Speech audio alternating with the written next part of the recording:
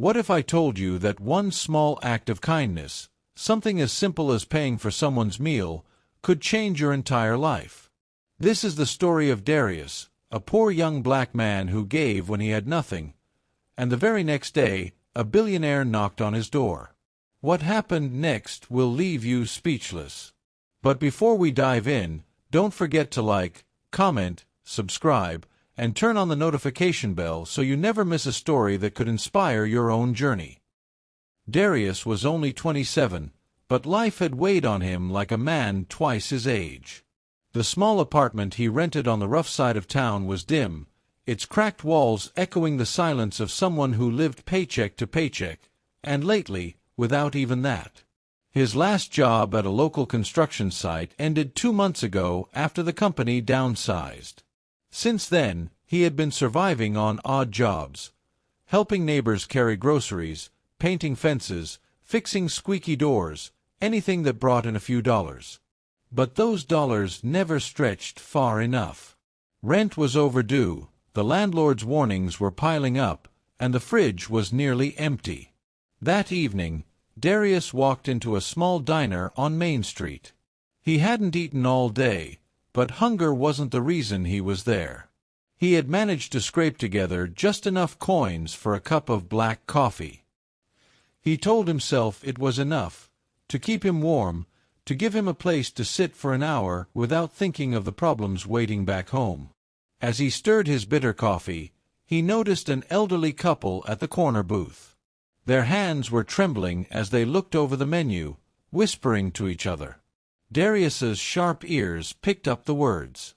"We can only afford one meal, dear," the old man said softly, his voice carrying both pride and shame. His wife shook her head. "No, you eat. I'll just have water."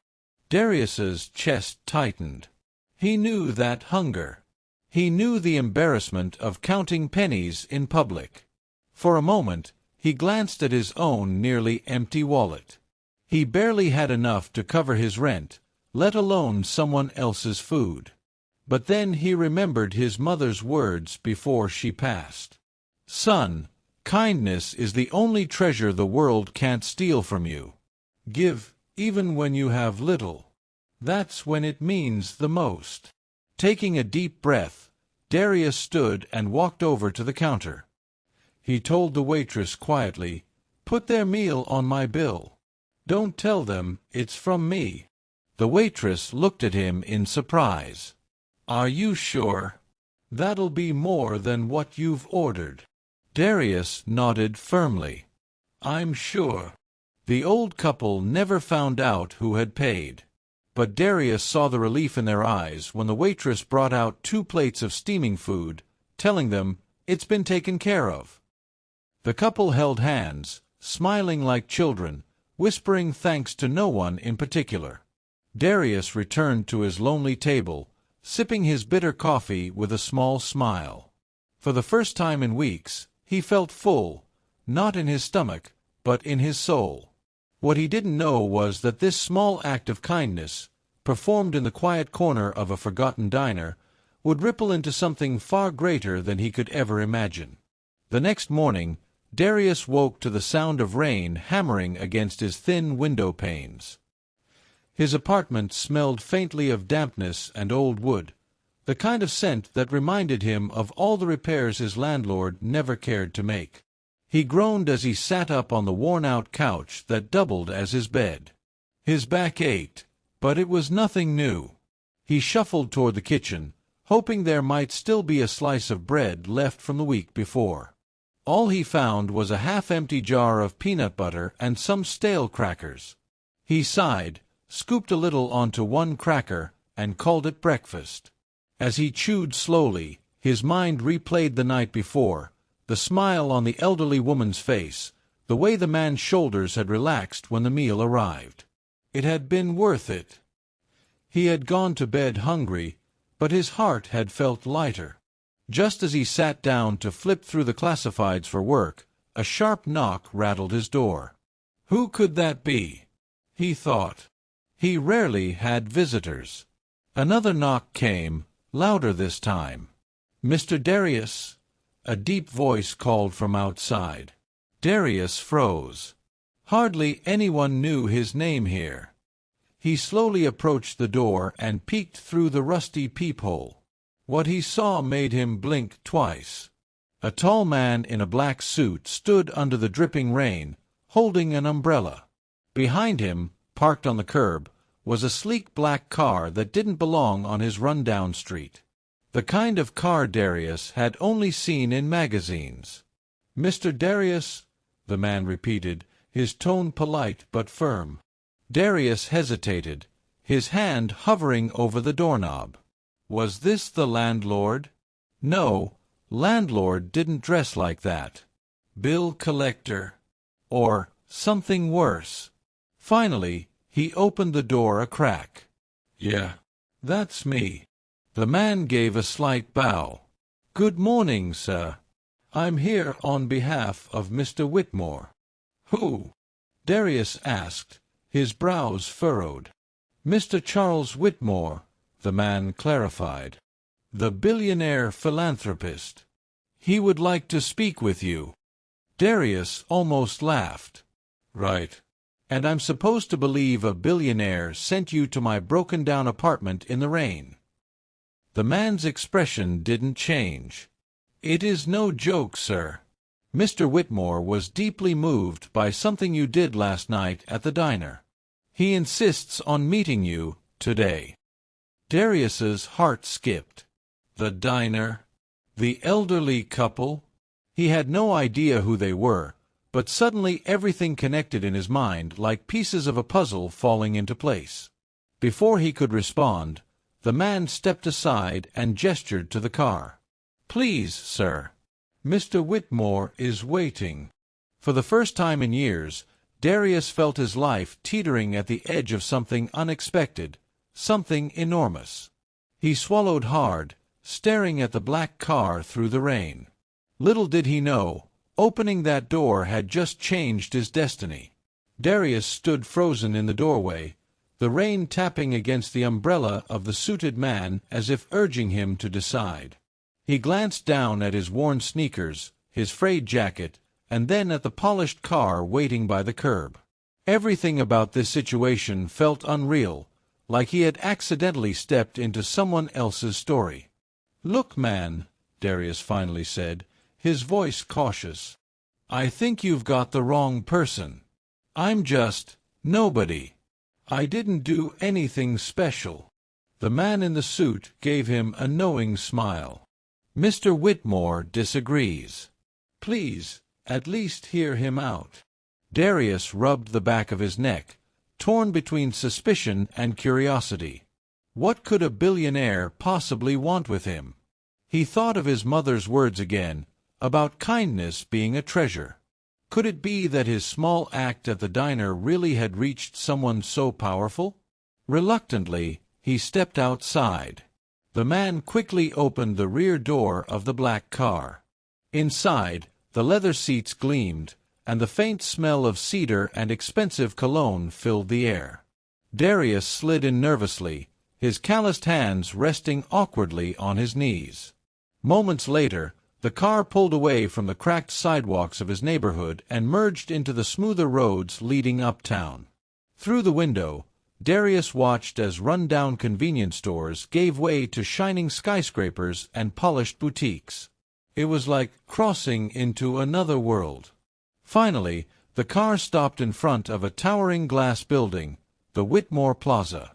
The driver opened the door for Darius, who stepped out, staring up at the glittering tower with wide eyes. He had never been this close to such wealth before. Inside, the lobby stretched upward with marble floors, golden accents, and a chandelier that sparkled like a small constellation. Businessmen in tailored suits bustled past, giving Darius curious glances. He felt out of place, painfully aware of his thrift store jacket and scuffed shoes. The suited man guided him to the top floor, where the doors of a private office opened. And there, standing by the window overlooking the city, was Charles Whitmore himself. The billionaire was in his early 60s, tall with silver hair neatly combed back, his posture strong despite his age. His tailored suit looked effortless, but it was his eyes, sharp yet kind, that captured Darius's attention. "Mr. Darius," Whitmore said warmly, turning to face him. "Thank you for coming." Darius blinked. "I didn't really have a choice." Whitmore chuckled. "Fair enough. Sit, please." Darius sat hesitantly, still unsure why he was there. Whitmore studied him for a moment before speaking. "Last night, you paid for an elderly couple's meal at the diner. You didn't know who they were, and you didn't ask for anything in return. That couple happens to be very dear friends of mine. They told me everything, and I wanted to meet the man who would give away what little he had for others." Darius's throat tightened. He didn't know what to say. It had been such a small act to him, yet this man was speaking of it as if it were extraordinary. Whitmore leaned forward, his eyes steady. The world rarely notices kindness, but when it does, it should not go unrewarded. Darius shifted uncomfortably. "I wasn't looking for a reward. They just looked hungry. That's all." Whitmore's smile widened. "Precisely. And that is why I believe you deserve something more." Darius's heart pounded as Whitmore's words hung in the air, heavy with possibility. What could a billionaire possibly mean by something more? Charles Whitmore leaned back in his leather chair, fingers steepled under his chin as he studied Darius. The office was quiet except for the faint hum of the city below. "Darius," Whitmore began, "I've spent my life building companies, investing in ideas, and giving to charities. But wealth, you see, can be a double-edged sword. Money attracts many people, but not always for the right reasons." Darius listened, unsure where this was going. Whitmore continued, "I look for people of integrity. People who act out of principle, not profit. What you did last night was not an accident. It was who you are. And I want to know if that character runs deep." Darius frowned. "I don't understand. You want me to prove myself?" "In a way, yes," Whitmore said with a small smile. "Not to me, but to yourself. I'd like to offer you an opportunity. A job, of sorts. But before that, I want to see how you handle responsibility." Darius raised his eyebrows. "A job? From a billionaire?" He almost laughed. "Sir, I'm not sure I'm the man you think I am.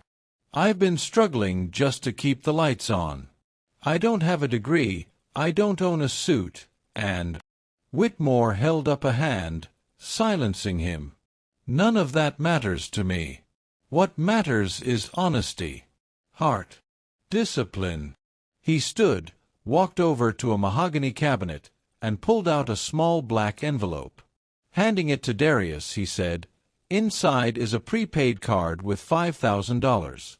I want you to use it however you see fit, on yourself or on others. In 1 week, come back here and tell me how you spent it." Darius's eyes widened. His calloused fingers trembled as he held the envelope. $5,000? That was more than he had seen in years. With that money, he could pay off his rent, stock his fridge, maybe even save a little. But Whitmore's gaze told him this wasn't about the money, it was about the choice. "You're testing me," Darius said slowly. Whitmore nodded. "Think of it as an open door. Walk through it however you choose. But remember, every choice says something about who you are." The weight of the envelope pressed heavily in Darius's hand. He thought of his landlord, his empty cupboards, the bills piling up. But he also thought of the hungry kids he passed on the street, of neighbors worse off than him. Whitmore added gently, "I am not looking for perfection, Darius. Only authenticity. Do what you believe is right. Darius looked down at the envelope again, then back at the billionaire whose eyes were steady and expectant. This wasn't just money. This was a mirror. And whatever he did next would reveal the man he truly was. Darius left the Whitmore Plaza with the black envelope tucked safely inside his jacket. The rain had stopped, but the weight of the money felt like a storm brewing in his chest. $5,000. It was both a lifeline and a burden. As he walked back through his neighborhood, he thought of all the ways the money could disappear. Rent alone would swallow half of it. The overdue electricity bill would take another chunk. By the time he covered his basics, there wouldn't be much left. But then he passed Mrs. Rodriguez, the widow who lived 2 doors down. She was hunched over her grocery cart, struggling to push it up the curb. Darius hurried over to help, and as he did, he noticed how little was in her cart. Just rice, beans, and a loaf of bread. "You okay, ma'am?" he asked. She gave a tired smile. "Si, mijo. I'm fine. Times are just tight." Darius's heart ached. He thought of the envelope burning a hole in his pocket. He couldn't save everyone, but maybe he could ease the burden for some. That evening, he went to the corner store. He bought enough groceries to fill 2 large bags, meat, vegetables, fruit, milk, and left them quietly at Mrs. Rodriguez's door with a note, "For you. From a neighbor who cares." The next day, he saw a group of kids at the park sharing a single basketball that was so flat it barely bounced. He remembered being their age, dreaming of shoes that weren't full of holes. Darius walked into a sporting goods store, something he hadn't done in years, and bought a brand new ball and a pair of sneakers for the youngest boy whose shoes were taped together. "Where'd you get this?" the boy gasped when Darius handed it over. "Consider it an investment," Darius said with a grin. "In your game." Word spread quickly in the neighborhood about Darius's small acts of generosity. But he didn't stop there. He donated quietly to the community church's food pantry, and even slipped $100 to a young mother who was struggling to buy diapers. Still, he didn't forget himself. He used part of the money to pay off his rent, clear his overdue bills, and stock his fridge with real food for the first time in months. Every night, he sat on his couch, staring at the dwindling balance on the prepaid card, wondering if he was doing the right thing. Was Whitmore expecting him to save it? Invest it? Or was he watching to see if Darius would give it away recklessly? By the end of the week, only a few $100s remained. But Darius felt richer than he ever had before. For the first time, he wasn't just surviving. He was helping others survive, too. And deep down, he knew, whatever judgment was waiting at Whitmore Plaza, he could face it with his head held high. 1 week later, Darius found himself standing once again in the marble lobby of Whitmore Plaza. This time, his shoulders weren't weighed down by self-doubt. He wasn't wearing a suit, just his cleanest shirt and jeans, but there was a quiet confidence in his step. The receptionist recognized him and nodded respectfully. "Mr. Whitmore is expecting you."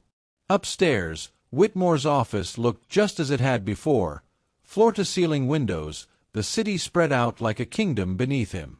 The billionaire rose from his desk, smiling warmly.